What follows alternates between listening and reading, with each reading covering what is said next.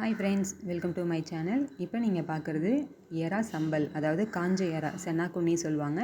அந்த குட்டி குட்டி காஞ்ச எறாவில் தான் பார்த்திங்கன்னா இந்த மாதிரி சம்பல் எப்படி பண்ணலாம் அப்படின்றது தான் இந்த வீடியோவில் உங்களுக்கு நான் எக்ஸ்பிளைன் பண்ண போகிறேன். என்னோட சேனலை இப்போ தான் ஃபர்ஸ்ட் டைம் பார்க்குறீங்கன்னா மறக்காமல் சப்ஸ்கிரைப் பண்ணிக்கோங்க. பக்கத்தில் இருக்க பெல் ஐக்கானையும் ப்ரெஸ் பண்ணிக்கோங்க.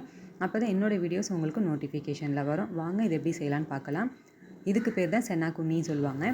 அதாவது குட்டி எறா, காஞ்ச எறாலேயே ரொம்ப பொடிசான எறா இருக்கும். அது நல்லா ட்ரையாக நம்மளுக்கு வந்து மார்க்கெட்டில் கிடைக்கும், காஞ்சி போனது. அதை எடுத்துகிட்டு வந்து இந்த மாதிரி தண்ணியில் வந்து கொஞ்ச நேரம் ஊற போட்டுருங்க. கொஞ்ச நேரம் ஊறட்டும். அது வரைக்கும் வந்து பார்த்திங்கன்னா நல்லா இந்த மாதிரி ஒரு 1/4 கிலோவுக்கு மேலேயே வந்து சின்ன வெங்காயம் கட் பண்ணி எடுத்துக்கோங்க. இதுக்கு வந்து பூண்டு பார்த்திங்கன்னா நல்லா ஒரு பெரிய பல்லு, அதாவது பெரிய நாட்டு பூண்டு சொல்லுவோம், மலை பூண்டு சொல்லுவோம் பார்த்திங்களா, அந்த பூண்டில் நான் எடுத்திருக்கேன். ஸோ அந்த பூண்டு ஃபுல்லாகவே நான் ஃபுல்லாக உரிச்சிருக்கேன். கட் பண்ணி சின்ன சின்னதாக மெலிசாக கட் பண்ணியிருக்கேன். அது நம்ம இந்த எண்ணெயில் ஆட் பண்ணிக்கலாம். இதுக்கு வந்து எண்ணெய் கொஞ்சம் கூட தேவைப்படும். ஸோ நல்லா ஒரு 4 ஸ்பூன் அளவுக்கு நல்லா ஆட் பண்ணிக்கோங்க.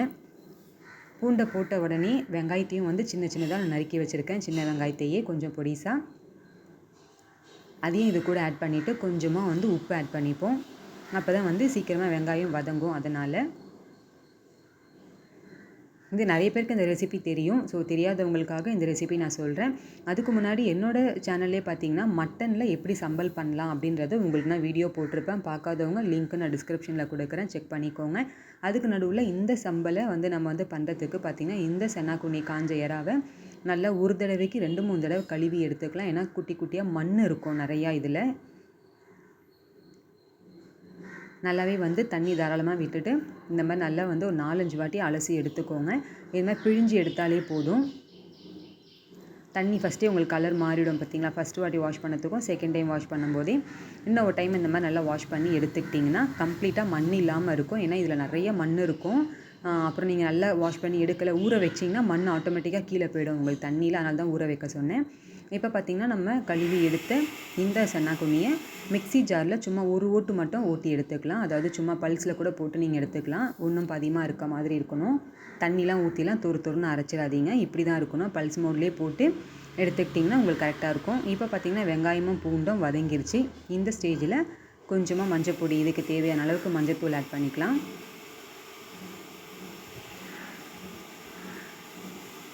இது கூடவே காஞ்ச மிளகா பார்த்திங்கன்னா வரமிளகா சொல்லுவோம்ல, அது வந்துட்டு நீங்கள் தனியாக கடாயில் வறுத்து எடுத்துகிட்டே அதை பொடி பண்ணியும் போட்டுக்கலாம். அப்படி இல்லைனா இந்த மாதிரி வெறும் மிளகாத்தூள் நீங்கள் டைரெக்டாக வச்சுருக்கீங்கன்னா காரத்துக்கு வெறும் மிளகாத்தூளே ஆட் பண்ணிக்கோங்க. நான் சொன்ன மாதிரி இந்த காஞ்ச மிளகா பொடிக்கிறீங்க பார்த்திங்களா, அந்த டைம் வந்து இந்த காஞ்ச எறா கூடவே வந்து காஞ்ச மிளகாயை பொடிச்சு சேர்த்து எடுத்துக்கலாம் பல்ஸ் மோடில் போட்டு. அப்போ உங்களுக்கு இன்னும் கூட வந்து காரம் வந்து அதிகமாக வேணும்னு விரும்புகிறவங்க அந்த மாதிரி பண்ணிக்கோங்க. அது இன்னும் காரம் நல்லா அவங்களை எடுத்து கொடுக்கும். இப்போ நான் வெறும் சில்லி பவுடர் தான் போட்டிருக்கேன். ஸோ இந்த சில்லி பவுடர்லேயே நல்லா எண்ணெயில் வதங்கின பிறகு பார்த்திங்கன்னா நம்ம அரைச்சி வச்சுருந்த இந்த காஞ்ச எறாவை இதில் ஆட் பண்ணிக்கலாம். நான் சொன்ன மாதிரி ஒன்றும் பாதியமாக தான் இருக்கணும். ஸோ இந்த அளவுக்கு வந்து நல்லா அது கூட போட்டு கிளறி விட்டுக்கோங்க. நான் கொஞ்சமாக தான் செய்கிறேன், கொஞ்சம் குவான்டிட்டி தான் நான் செய்கிறேன். இது வந்து ட்ரையாக நான் செய்கிறேன். இது கூட வந்து நீங்கள் தக்காளியும் போட்டு பண்ணுற மாதிரி இருந்ததுன்னா கொஞ்சம் தொக்கு பதத்துக்கு வரும். அதுவுமே வந்து நீங்கள் சப்பாத்திக்கோ தோசைக்கோ சைட் டிஷ்ஷாவோ நீங்கள் வந்து யூஸ் பண்ணிக்கலாம், நல்லாயிருக்கும். ஆனால் தக்காளி போட்டுட்டோன்னா நம்மளுக்கு ஒரு 2-3 நாளைக்கு தாக்கு பிடிக்காது. அதனால் நான் வந்து தக்காளியும் ஆட் பண்ணல. எனக்கு ட்ரையாகவே வேணுன்றதுனால நான் இப்படியே பண்ணிக்கிறேன். வெறும் வெங்காயம், பூண்டு, மஞ்சப்பொடி, காரப்பொடி மட்டும் போட்டுக்கிட்டு இந்த காஞ்ச எறாவை போட்டு இல்லை நான் வந்து ஃப்ரை பண்ணுறேன். இதில் பார்த்திங்கன்னா ரொம்ப நேரம் வந்து நம்ம கொஞ்சம் லோ ஃப்ளேமில் வச்சு நல்லா கிண்டி விட்டுட்டே இருக்கணும். இந்த மாதிரி கட்டிப்படாமல் உடச்சி விட்டு நல்லா நீங்கள் பண்ணி எடுத்துட்டீங்க அப்படின்னா இது 1 வீக் வரைக்கும் தாராளமாக நீங்கள் வெளியே வச்சே யூஸ் பண்ணலாம், கெட்டே போகாது. நான் சொன்ன மாதிரி என்னோடய சேனலில் இதுக்கு முன்னாடி வந்து நான் மட்டன் சம்பல் நான் பண்ணி போட்டிருந்தேன். இது வந்து காஞ்ச எறால சம்பல், மட்டன் சம்பல். பார்க்காதவங்க செக் பண்ணிக்கோங்க. நான் டிஸ்கிரிப்ஷனில் வீடியோ லிங்க்கை நான் தரேன். என்னோடய சேனலை இப்போ தான் ஃபர்ஸ்ட் டைம் பார்க்குறீங்கன்னா மறக்காமல் சப்ஸ்கிரைப் பண்ணிக்கோங்க ஃப்ரெண்ட்ஸ். சப்போர்ட் பண்ணுங்கள். இந்த எறா சம்பல் பார்த்திங்கன்னா நம்ம வந்து சாம்பாருக்கோ ரசத்துக்கோ இல்லைனா நம்ம இந்த மாதிரி சைட் டிஷ்ஷாக எடுத்துக்கலாம். இல்லை வந்து சப்பாத்தி, தோசை, வெறும் ரைஸுக்கோ அந்த மாதிரி எடுத்துக்கிட்டாலுமே நல்ல சூட்டபிளாக இருக்கும். உங்களுக்கு ரொம்ப காரசாரமாக நல்ல ஒரு ஃப்ளேவராக சூப்பராக இருக்கும். ஸோ இதே மாதிரி நீங்களும் ட்ரை பண்ணி பாருங்கள். நிறைய பேருக்கு தெரியும், நான் சொன்ன மாதிரி தெரியாத பிக்னஸ்க்காக நான் சொல்கிறேன். தக்காளி போட்டிங்கன்னா நான் சொன்ன மாதிரி கொஞ்சம் சொதன்னு இருக்கும். இல்லைனா இந்த மாதிரி ட்ரையான ஃபார்மேட்லேயே இருக்கும்.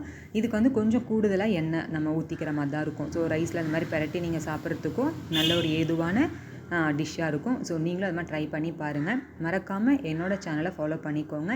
பிடிச்சிருந்தால் கமெண்ட் உங்கள் ஃப்ரெண்ட்ஸுக்கும் ஷேர் பண்ணுங்கள். தேங்க்ஸ் ஃபார் வாட்சிங்.